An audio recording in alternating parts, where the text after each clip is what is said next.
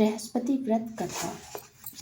एक समय की बात है कि भारतवर्ष में एक राजा राज्य करता था जो बड़ा ही प्रतापी और दानी था। वह नित्य बद्री मंदिर में दर्शन करता था तथा ब्राह्मणों की सेवा किया करता था। उसके द्वार से कोई वंचित निराश होकर नहीं लौटता था। वह प्रत्येक गुरुवार का व्रत रखता एवं हर दिन गरीबों की सहायता करता था, परंतु ये सब बातें उसकी रानी को अच्छी नहीं लगती। न वो व्रत करती, न किसी को एक पैसा दान में देती तथा राजा को भी ऐसा करने से मना करते थे। एक समय की बात है कि राजा शिकार खेलने वन को गया था। रहर में रानी और दासी थी। उसी समय गुरु बृहस्पति देव एक साधु के रूप में आए और राजा के द्वार में भिक्षा मांगी। तब रानी कहने लगी, हे साधु महाराजा, भिक्षा मांगी। तब साधु महाराजा, इन दान पुण्य से मैं तब रानी ने कहा, हे साधु महाराज, मैं दान पुण्य से तंग आ गई हूँ। मेरे से धर्म का कार्य नहीं होता। इस कार्य के लिए मेरे पति देव ही है। अब आप ऐसी कृपा करें कि सब धन नष्ट हो जाए और मैं आराम से रह सकूं। साधु बोला, हे देवी, तू तो बड़ी विचित्र है। संतान और धन से कोई दुखी नहीं होता, इसकी सभी की चाह करते हैं। पापी भी पुत्र और धन की इच्छा रखता है। अगर आपके पास धन अधिक है तो भूखे मनुष्य को भोजन करवाओ, प्याले बैठाओ, ब्राह्मण को दान दो, धर्मशाली बनवाओ, तरिया, कुआं, तालाब आदि, बाग बगीचे आदि का निर्माण कराओ, निर्धन की कुंवारी कन्याओं का विवाह करवाओ, यज्ञ कर्म करो। इस प्रकार से आपके कुल का नाम प्रलोक में सार्थक होगा एवं स्वर्ग की प्राप्ति होगी। मगर रानी ने इस बात से खुश न हो। वो बोली, हे साधु महाराजा, मुझे ऐसी धन की आवश्यकता नहीं है जिसमें दान देने में फिर उतने रखने उठाने में ही मेरा सारा समय बर्बाद हो जाए। हे साधु ने कहा, हे देवी, तुम्हारी ऐसी इच्छा है तो ऐसा ही होगा। मैं तुम्हें उपाय बतलाता हूँ, वैसा ही करना। बृहस्पतिवार के दिन घर को गोबर से लीपना, केश को धोते समय स्नान करना, राजा से कहना कि वो बृहस्पतिवार को हजामत करवाए, भोजन में मांस मदिरा खावे, कपड़े धोबी को बुलाकर धुलने के लिए दे। इस प्रकार 7 बृहस्पतिवार को यदि तुम ऐसा कर लोगे तो तुम्हारा सब धन नष्ट होगा। रानी ने साधु के कहे अनुसार वैसे ही किया। 3 बृहस्पतिवार बीता ही था कि सब धन नष्ट हो गए। राजा और रानी भोजन के लिए तरसने लगे। दोनों समय के एक समय के भी खाने के लाले पड़ गए। संसारिक भोग से दुखी रहने लगे। राजा ने रानी से कहा, राजा ने रानी से कहा कि हे रानी, तुम यहीं पर रहो, मैं दूसरे देश जाऊंगा, क्योंकि यहाँ पे सभी मनुष्य जानते हैं, इसलिए कोई कार्य नहीं कर सकता। प्रदेश की भीख के बराबर हो, देश की चोरी प्रदेश की भीख के बराबर होता है। ऐसा करके राजा वन को चला गया, लकड़ियां काट कर लाता और शहर में बेचता है। इस तरह जीवन व्यतीत कर रहा था। उधर राजा की रानी भी दासी घर दुखी रहती, किसी दिन भोजन मिलता और किसी दिन जल पीकर ही रह जाती। एक समय की बात है कि 7 रोज से बिना भोजन के व्यतीत हो, दासी और रानी 7 दिन बिना भोजन के व्यतीत हो गए। तब रानी कहने लगी कि हे दासी, यहीं पास ही के नगर में मेरी बहन रहती है, वो बड़ी धनवान है, तो उनसे 500 बोझा गेहूं मांग ला, जिससे कुछ दिन के लिए गुजारा हो जाए। इस प्रकार रानी की आज्ञा मानकर दासी उनकी बहन के घर गई। बहन पूजा कर रही थी, क्योंकि वो इस दिन और गुरुवार था। जब रानी की दासी उनकी बहन के घर गई तो वह बोली कि हे रानी, तुम्हारी बहन ने मुझे भेजा है, मुझे 500 बोझा गेहूं दे दो। इस प्रकार दासी ने अनेक बार कहा, परंतु उन्हें कोई उत्तर नहीं मिला, क्योंकि उस समय बृहस्पतिवार की कथा सुन रही थी। इस प्रकार से दासी ने किसी प्रकार का उत्तर नहीं पाया तो वह बहुत दुखी हुए और क्रोध भी आया और घर लौट आए और अपने गांव रानी के पास आकर बोली, हे रानी, तुम्हारी बहन तो बहुत ही अभिमानी है, वो छोटे मनुष्य से बात भी नहीं करती। मैंने उनसे कहा, परंतु उसने कोई उत्तर नहीं दिया। मैं वापस चली आई। रानी बोली, हे दासी, इसमें उसका कोई दोष नहीं है। जब बुरे दिन आते हैं तो कोई भी सहायता नहीं करता। अच्छे बुरे का पता आपत्ति में ही लगती है। जो ईश्वर की इच्छा होगी वही होगा।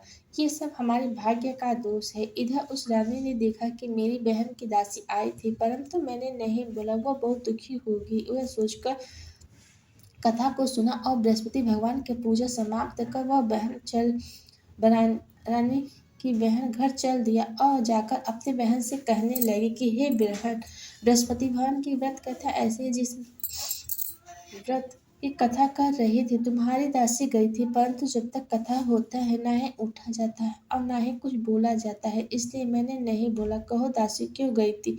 रामनी बोली, बहन मेरे पास अनाज नहीं है, वैसे तुमसे कोई बात छिपी नहीं, इसी कारण मैंने दासी को 500 क्विंटल गेहूं लेने के लिए भेजा है। रानी बोली, देखो बृहस्पति भगवान सबकी मनोकामना पूरी करते हैं, देखो शायद तुम्हारे घर में अनाज रखा हो। इस प्रकार जब रानी ने ये सुना तो घर के अंदर गई और वहां एक उसे गेहूं का घड़ा मिला। तब तो रानी और दासी बहुत खुशी हुई और दासी ने कहने लगी कि हे दासी, देखो वैसे हम तो अन्न नहीं मिलता तो रोज ही व्रत रहते हैं, अगर हम भी व्रत विधि कथा पूछ ले और किया करे तो करें। तब रानी ने अपनी बहन से पूछा कि हे बहन, बृहस्पति भगवान की यह कथा कैसे है, ये व्रत कैसे करनी चाहिए? रानी की बहन कहने लगी, गुरुवार के दिन चने की दाल मुनक्की श्री विष्णु भगवान के केले के जड़ में पूजन करो, फिर दीप जलावे, पीला भोजन करो तथा कहानी सुनो। इस प्रकार से गुरु भगवान प्रसन्न होते हैं, अन्न पुत्र धन देते हैं, मनोकामना पूरी करते हैं। इस प्रकार रामनी और माली ने निश्चय किया कि बृहस्पतिवार का और भगवान की पूजा जरूर करेंगे। 7 रोज के बाद जब बृहस्पतिवार आया तो उन्होंने व्रत रखा और गुरुद्वार में जाकर चना गुड़ बीन कर ले आए। उसे दाल को केले के जड़ में का कथा तथा विष्णु भगवान का पूजा किया। अब पीला भोजन कहाँ से आए? बेचारे बड़े दुखी हुए, परंतु उन्होंने व्रत रखा था, इसी कारण गुरु भगवान में प्रसन्न थे और 2 थाली में सुंदर पीली भोजन लेकर आए। दासी को देकर बोले, ये तुम और रानी के लिए है, भोजन तुम दोनों कर लेना। दासी भोजन पाकर बड़ी प्रसन्न हुई। पाकर बहुत प्रसन्न हुए। रानी से बोली, रानी जी भोजन कर लो। रानी को इस विषय में कुछ भी पता नहीं था, इसने दासी से बोली, तू ही भोजन कर, व्यर्थ में तू मेरी हंसी उड़ाएगी। दासी बोली कि वह महात्मा हम दोनों को 2 थाली में सुंदर भोजन दे गए हैं। तब रानी बोली, वह भोजन तेरे लिए ही, तो तू ही कर, इसलिए तो तू ही भोजन कर। इस प्रकार रानी और तब दासी ने बोला, वह भोजन हम दोनों के लिए, इसीलिए हम और तुम दोनों साथ साथ भोजन करेंगे। इस प्रकार रानी और माधी ने गुरु भगवान को नमस्कार कर भोजन आरंभ किया तथा प्रत्येक गुरुवार का व्रत करते और बृहस्पति भगवान का पूजा करते। बृहस्पति भगवान की कृपा से रानी और दासी फिर से धनवान हो गए। रानी फिर इसी प्रकार आलस करने लगी। तब दासी बोली, देखो रानी, तुम इसी प्रकार आलस करती थी जिससे सब धन नष्ट हो गया है। अब बड़ी मुश्किल के बाद से हमें यह धन मिला है, तो फिर से वही आलस ना करो।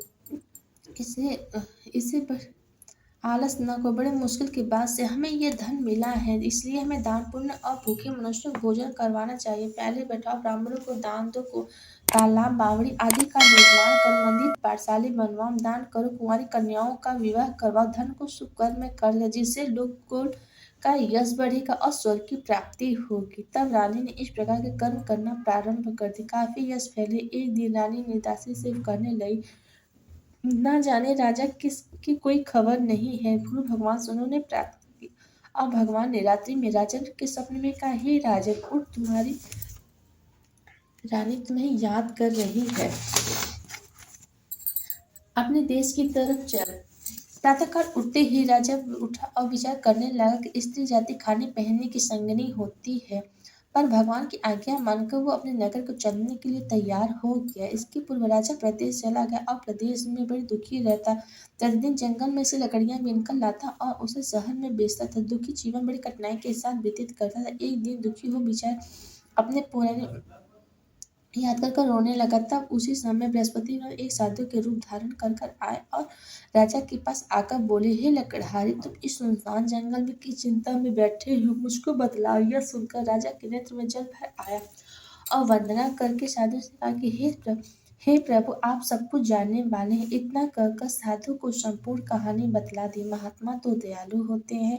वह बोले, हे राजन, तुम्हारी स्त्री ने बृहस्पति का अपराध किया था, जिसके कारण तुम्हारी यह दशा हुआ। अब अब तुम किसी प्रकार की चिंता मत करो, भगवान तुम्हें पहले से भी अधिक धनवान करेंगे। देखो, तुम्हारी स्त्री ने गुरु भगवान का व्रत करना प्रारंभ कर दिया। अब तुम मेरा यह कहा मानकर बृहस्पति का व्रत करना और चने की दाल से गुड़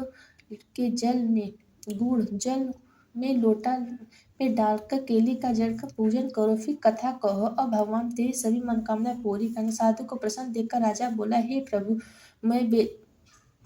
मुझे लकड़ियां बेच के इतने पैसे नहीं मिलते जिसे भोजन के उपरांत कुछ बचा सकूं। मैंने रात्रि में अपनी रानी गोपिया को देखा है, मेरे पास कुछ भी नहीं है जिनसे उनकी खबर मांग सकूं। अब फिर कौन सी कहानी करूं, यह भी तो मुझे मालूम नहीं है। साधु ने कहा, हे राजा, तुम किसी बात की चिंता मत करो। बृहस्पतिवार के दिन रोजाना की तरह तुम लकड़ियां ले जाकर शहर में बेचो, तुम्हें रोज से दुगने धन प्राप्त होगा, जिससे तुम भली भांति भोजन कर लोगे और तथा बृहस्पति भगवान की कथा की सामग्री भी आ जाएगी। बृहस्पति भगवान की कहानी निम्न प्रकार की है। प्राचीन काल में एक ब्राह्मण था, वह बहुत ही निर्धन था, उसे कोई संतान नहीं थी।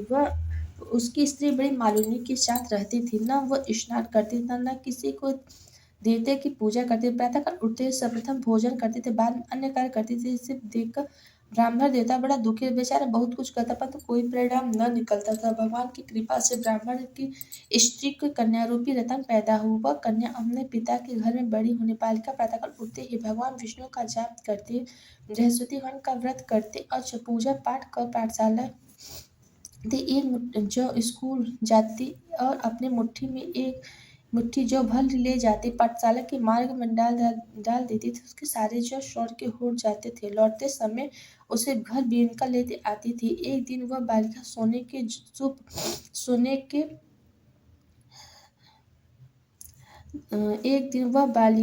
सूप में सोने की जौ को फटक कर साफ कर रही थी। उसके पिता ने देखा और कहा, बेटी, सोने की जौ को फटकने के लिए सोने का सूप भी होना चाहिए। दूसरे दिन गुरुवार का दिन आया और उस कन्या ने व्रत रखा और बृहस्पति भगवान से प्रार्थना का, हे प्रभु, यदि मैं आपकी पूजा सच्चे मन से करती हूँ तो मुझे सोने का सूप भी दे दीजिए। बृहस्पति की कथा उसकी प्रार्थना स्वीकार कर लिया। रोजाना की तरह वह कन्या जौ फैलाते हुए जाने लगी और लौटकर उसे जौ को बीन रही थी, तब उस बृहस्पतिवार की कृपा से सोने का सूप भी मिल गया। उसे घर ले आए और उसे जौ को साफ करने लगी, परंतु उसकी माँ का वही ठहरा रहा। एक दिन की बात है कि वह कन्या जौ को साफ कर रही थी। उस नगर के राजा उधर से हो निकले और इस कन्या के रूप और कार्य को देखकर मोहित हो गए। अपने घर आए और भोजन त्याग कर उसे उदास होकर लौट गए। राजा ने इस बात की पता चला तो वह प्रधानमंत्री के साथ उनके पास गए और बोले, हे बेटे, तुम किस चिंता में बैठे हो? किसी ने तुम्हारा अपमान किया है और अथवा कोई और कारण है, सो कहो, मैं वही कार्य करूंगा जिससे तुम्हें प्रशंसा होगी। राजकुमार ने अपने पिता की ऐसी बात सुनी और बोले, मुझे आपकी कृपा से किसी बात का कोई कष्ट दुख नहीं है, न ही किसी ने मेरा अपमान किया है, परंतु मैं उस लड़की के साथ विवाह करना चाहता हूँ जो सोने के जौ को सूप में साफ कर रही थी। परंतु यह सुनकर राजा आश्चर्य में पड़ गया और बोला, बेटे, इस प्रकार की कन्या का पता तू ही लगा, मैं उसके साथ तेरा विवाह अवश्य करा दूंगा। राजकुमार ने उस लड़की के घर का पता बताया। प्रधानमंत्री उनके घर गए और ब्राह्मण देवता की सभी हाल कहा। ब्राह्मण देवता ने राजकुमार के साथ अपनी कन्या का विवाह करने के लिए तैयार हो गया था। विधि विधान के साथ ब्राह्मण की कन्या का विवाह हो गया, राजकुमार के साथ हो गया। कन्या के जाते ही ब्राह्मण पहले के घर में गरीबी का निवास हो गया। अब भोजन के भी अन्य बड़े मुश्किल से मिलता था। एक दिन दुखी होकर ब्राह्मण देवता अपनी पुत्री के पास गए।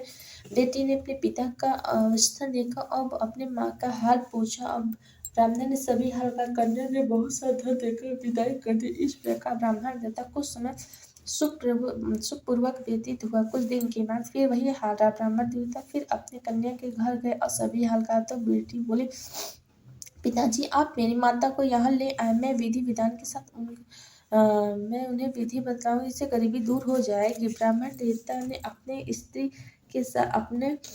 के साथ लेकर पहुंचे को साथ लेकर पहुंचे और कन्या ने अपनी माँ को समझाने लगी कि माँ प्रातःकाल उठते ही सर्वप्रथम स्नान करके भगवान विष्णु का जाप कर दरिद्रता दूर हो जाएगी। परंतु उसने बात नहीं मानी और प्रातःकाल उठते ही पुत्री के बच्चे के जूठे खाने लगी। एक दिन दुखी हो पुत्री को बहुत गुस्सा आया और एक कोठरी के सारे सामान को निकाला और अपनी माँ को बंद कर दिया। प्रातःकाल निकाल कर स्नान कराया, पाठ करवाया तो उसकी माँ की बुद्धि ठीक हो गई। प्रातःकाल उठते प्रत्येक बृहस्पतिवार का व्रत रखने लगे और इस प्रकार से उनकी माँ की बहुत धनवान और पुत्रवती हो गए। बृहस्पतिवार की इस प्रभाव से वह स्वर्ग को प्राप्त तथा वह ब्राह्मण भी सुख भोग के अंत में स्वर्ग के लोक में प्राप्त हुआ।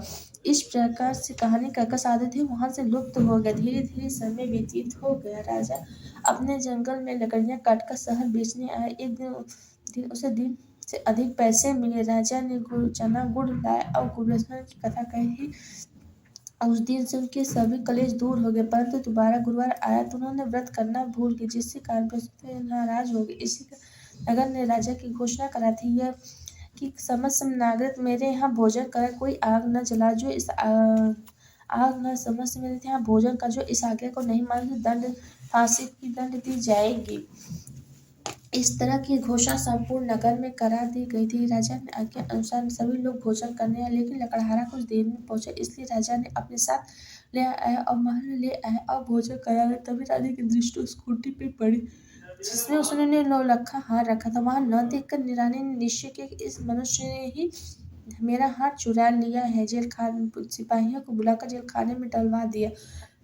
राजा खाने में पड़ते ही दुखी होकर विचार करने लगे, न जाने में कौन से पूर्व जन्मों के कर्म थे जिसे मुझे यह दुख प्राप्त है। किसी बात साधु को याद करने लगा जो जंगल में मिला था। इस समय तत्काल बृहस्पतिवान साधु के रूप में प्रकट हुए और राजा को देखकर, अरे मूर्ख, तुमने बृहस्पति की कथा नहीं जिसके कारण तुम्हें यह दुख प्राप्त हो। अब चिंता मत कर, तुम्हें बृहस्पतिवान की कृपा से के दरवाजे पे 4 पैसे मिलेंगे, जिससे तुम बृहस्पति देव की पूजा कर लेना। ऐसा तेरे सभी कष्ट दूर हो जाएंगे। बृहस्पतिवार के दिन उसके 4 पैसे मिले और राजा की कथा कही। रात्रि में बृहस्पति देव ने उस नगर के राजा को स्वप्न में कहा कि हे राजा, तुमने जिस आदमी को जेल खाने में बंद कर दिया है वह निर्दोष है, वह राजा है, उसे छोड़ दे। रानी की हार उस खूंटी पे लटका हुआ है। यदि आप ऐसा नहीं बाहर सारे राज्य नष्ट हो जाएंगे, राजा नष्ट हो जाए। इस तरह की रात्रि के स्वप्न को देखकर प्रातःकाल उठा और कुर्सी पर हाथ देखकर लकड़हारे को बुलाया और क्षमा मांगी और राजा पुत्रों को सुंदर आभूषण देकर विदाई कर दिया। राजकुमार राजा के अपने नगर चल दिए और राजा के जाते ही नगर से राजा जब अपने नगर के निकट पहुंचा तो बहुत आश्चर्य में पहले से भी अधिक बाग बगीचे आदि कुआं तालाब बावड़ी आदि धर्मशाले आदि बने थे। राजा ने पूछा कि ये किसके बाग बगीचे हैं। नगर के सभी लोग कहने लगे कि ये सब रानी और बांधी के हैं। तो राजा को आश्चर्य हुआ और गुस्सा भी आया। अब जब राजा ने यह खबर रानी ने सुना कि राजा आ रहे हैं तो वो अपने बड़े बांधी से कहा कि देखो हम बांधी रानी हमें कितनी बुरी हालत में छोड़ गए थे, इसी हालत देख के लौट न जाए, इसलिए तो दरवाजे पे खड़े राजा आए तुम्हें अपने साथ ले आए। रानी की आज्ञा अनुसार दासी दरवाजे पे खड़ी हो गई। राजा आए तुझे अपने साथ ले आए। राजा ने क्रोध से अपनी तलवार निकाली और पूछा, ये बतलाए यह सब धन प्राप्त तुम्हें कैसे प्राप्त है। तब रानी कहने लगी, यह सब बृहस्पतिवार के व्रत के प्रभाव से है। राजा ने निश्चय किया कि 6 दिन के बाद तो सभी व्रत करते हैं, परंतु मैं रोजाना दिन में 3 बार कथा करूंगा और व्रत भी करूंगा। अब भी राजा दुपट्टे में चने की दाल बांधे रहता था, दिन में 3 बार कहानी करता था।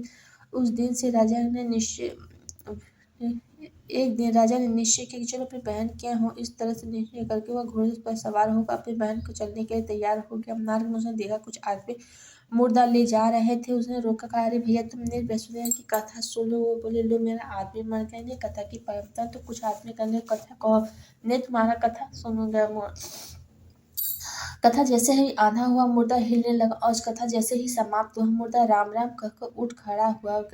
राजा आगे बढ़ा, उसे किसान खेत में हल चला रहा था। राजा ने देखा और कहा, अरे भैया तुम मेरी बहन की कथा सुन लो। किसान बोला, जब तक मैं तेरी कथा सुनूंगी जब तक 4 हल जोत लूंगा, जा अपनी कथा किसी और को सुना। इस तरह राजा के चले जाने पर हटते ही बैल पछाड़ खा के गिर गया और किसान के पेट में भयानक दर्द होने लगी। उसी समय उसकी माँ रोटी लेकर आई थी। बेटे की ऐसी हालत देखकर पूछा। बेटे ने सभी हाल बताया। बुढ़िया दौड़ते हुए घुड़सवार राजा के पास पहुंची और बोली, मैं तेरी कथा सुनूंगी, तू अपनी कथा मेरे खेत में चलकर सुना। राजा ने बुढ़िया के खेत में जाकर कथा सुनाई। जैसे सुनते ही बैल उठ खड़ा हुआ और किसान के पेट का दर्द भी बंद हो गया। राजा अपनी बहन के घर पहुंचा और बहन ने खूब मेहमानी की। दूसरे दिन प्रातःकाल उठते ही राजा ने देखा सभी लोग भोजन कर रहे थे। राजा ने अपनी बहन से कहा, कोई ऐसा व्यक्ति हो जिसने भोजन न करा हो, जो मेरे बृहस्पति भगवान की कथा सुन ले। बहन बोली, भैया ये ऐसा ही देश है, लोग पहले भोजन करते हैं बाद में अन्य कार्य करते हैं। देश में शायद, परंतु यह ऐसे ही रहता है कि अंत में तो मैं पड़ोस में देख आऊँ। यह देख कहकर वह चली गई देखने, परंतु उसे कोई व्यक्ति न जिसने भोजन न किया हो। अंत में एक कुम्हार का घर आया जिसमें लड़की का बीमार था। उसे मालूम हुआ कि 3 दिन से उसके घर रोज किसी ने भोजन नहीं किया था। रानी ने अपने भैया की कथा सुनने के लिए कहा और कुम्हार तैयार हो गया। राजा कुम्हार के घर जाकर बृहस्पतिवार की कथा सुना, जिसे सुनते ही लड़का ठीक हो गया। अब तो राजा की प्रशंसा होने लगी। राजा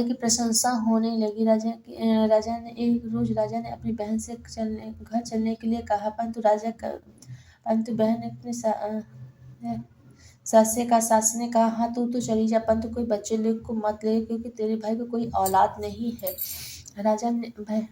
बहन ने अपने भैया से कहा, भैया मैं तो जाऊंगी, कोई बालक नहीं जाएंगे, क्योंकि माता ने आज्ञा नहीं दिया है।